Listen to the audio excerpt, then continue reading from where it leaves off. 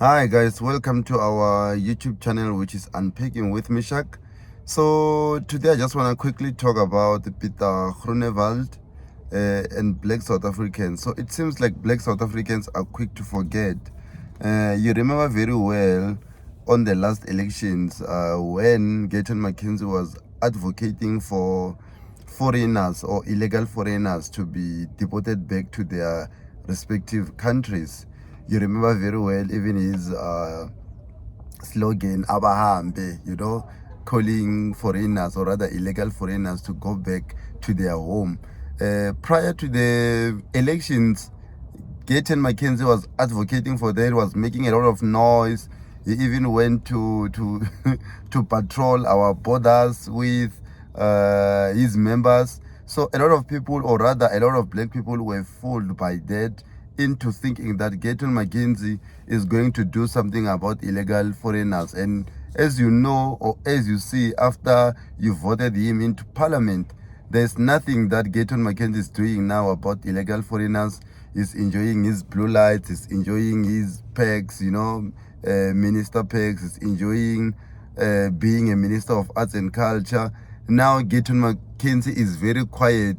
He hardly talk about illegal foreigners, but prior to the elections, he was making noise and he was fooling black people and colors into thinking that he's going to fight for illegal immigrants, or rather to fight to remove illegal immigrants in our country because they are fighting for the same resources as us. So now I don't know who is sponsoring this campaign about Peter Groenewald. There are a lot of black people who are saying they're going to vote for Groenewald. So even influencers are saying that. So it seems like there is a campaign to promote Peter Groenewald. I don't know who's dishing those monies that people are getting to tweet, to post about Peter Groenewald. I will never, ever vote for Peter Groenewald. I don't have a problem with voting a white person, but I will never vote Peter Groenewald.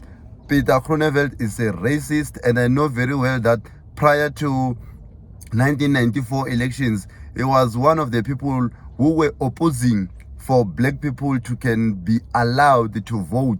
So how am I going to trust, or rather place a trust, about my life, about my future, about the future of my kids to someone like that, someone who was against transformation? Because even now is in and out of courts fighting for BE to be scrapped. So he doesn't care about black people. Yes, the Department of Correctional Service might be working, but I cannot be bought like that.